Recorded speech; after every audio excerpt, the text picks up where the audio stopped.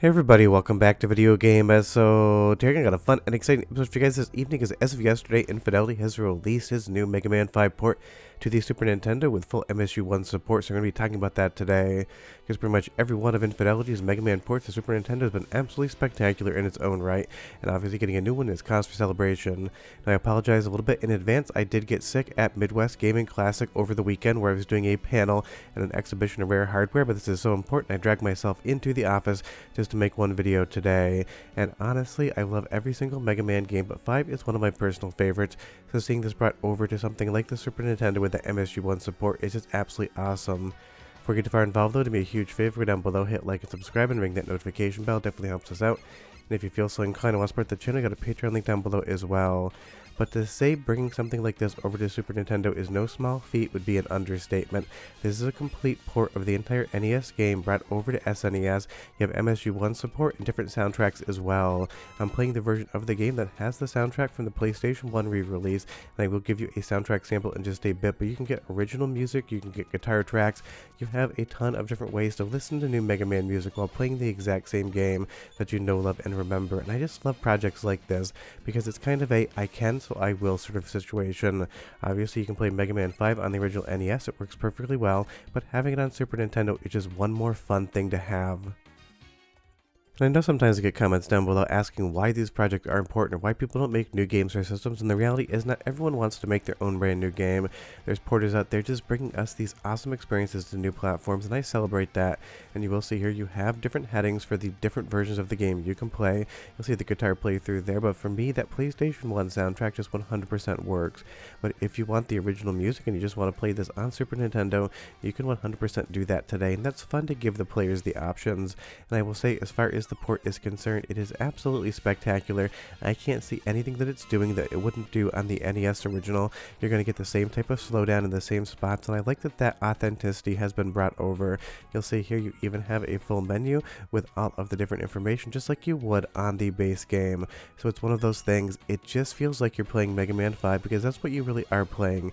You're just playing it on the Super Nintendo. But the MSU1 soundtrack enhancements are some of my favorite things about these ports, and the nice thing is whether you play on real hardware with a flash cartridge that can support MSU1, whether you play on MiSTer FPGA like I'm playing here today, or you even use software emulation, you can play this game however you want, and that is awesome to see that there is just that compatibility across pretty much every platform. And you'll see there you can definitely lag this game. It's one of those things back on the NES, it definitely pushed a little bit too hard, and Capcom was pretty notorious for letting the frame rate just absolutely tank so they could give you more enemies and things to see on screen at once. But I love how the game looks as well on the Super Nintendo. All of the colors, all of the charm, all of the vibrancy of Mega Man 5 has been translated over perfect, and that's something that definitely matters because these games have such an iconic look, like these green palm trees just swaying in the background with their animations. And again, you're talking about a complete almost rewrite of the code to get it to work on Super Nintendo. It is not a small lift whatsoever from Infidelity or Memblers, who does the sound emulation as well.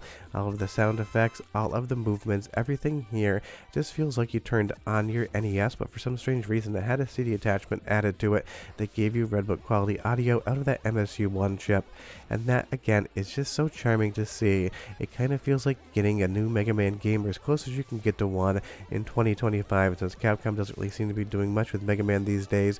Somebody like Infidelity is keeping that Mega Man dream alive for each and every one of us.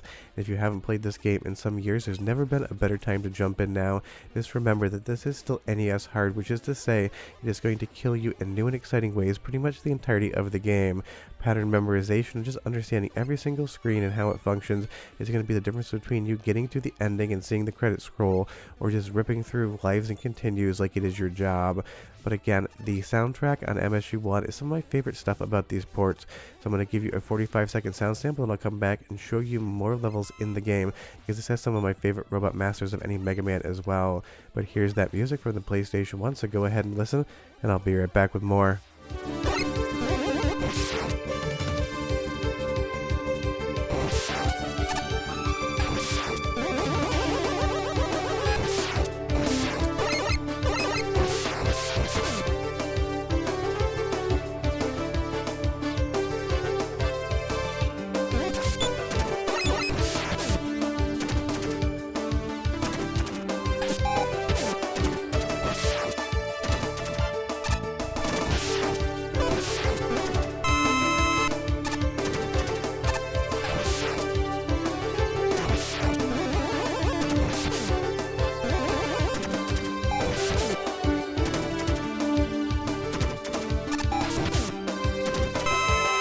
Just an awesome soundtrack, and if you're not aware, there are some modders out there trying to bring the Nintendo PlayStation back to life, the 16-bit CD-ROM add-on for the Super Nintendo, and if that ever happens, I hope stuff like Infidelity's Megaman 5 port end up over there with Redbook audio, because it would feel absolutely amazing to have this level of good game on something like that new project. Now, I know that's completely niche, and maybe only 10 or 15 people out there would even make one if it is a possibility, but it is something I think about now when I play these games. And again, the port is just so good.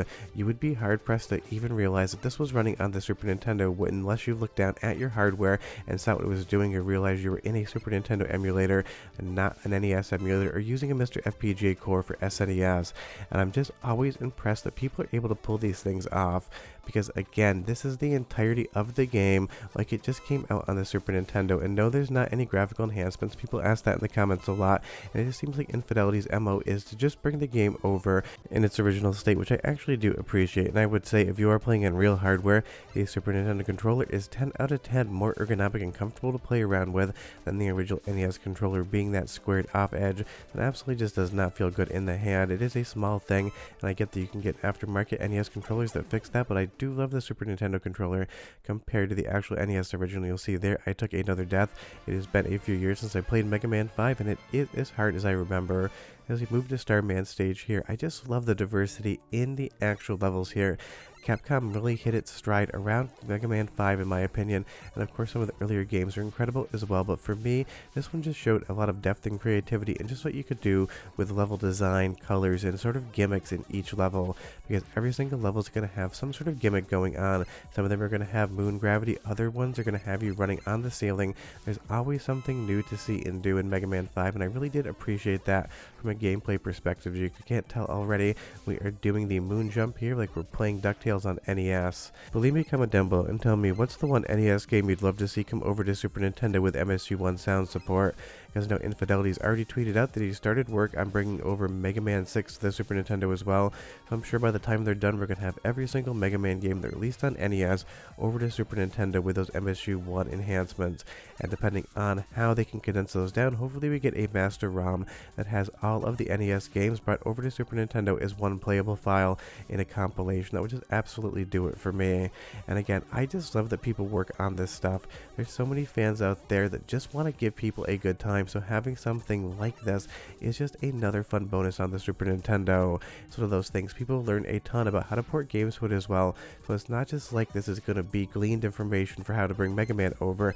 I'm sure a lot of this information will help people port games to Super Nintendo that were never on an NES or Super Nintendo back in the day, and that's always good. A lot of this work is the foundational work to bring over new experiences. But one more soundtrack sample, because again, the MSU1 audio from the PlayStation 1 version just makes the game feel completely new and different in a good way. I'll do 35 seconds, but don't go anywhere because I got a little bit more to show you after the music, but enjoy.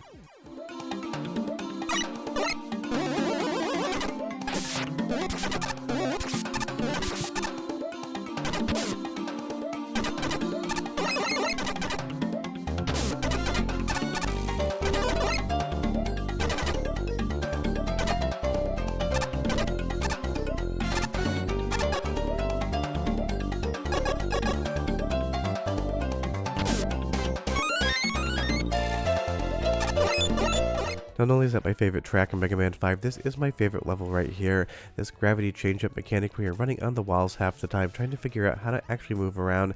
It trips your brain up just enough to be new and creative, but also kind of feels like Mega Man that you know, love, and remember in the best ways possible. And that is the thing about these games. I remember growing up with them. I absolutely fell in love with them back in the day, and being able to play them here on Super Nintendo feels like rediscovering the same game for the first time.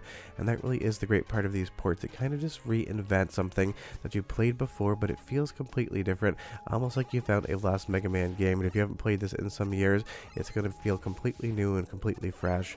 And it is just fun to get these type of projects that keep Super Nintendo and NES development alive, and it's definitely going to be fundamentally important in the future for getting other games ported over.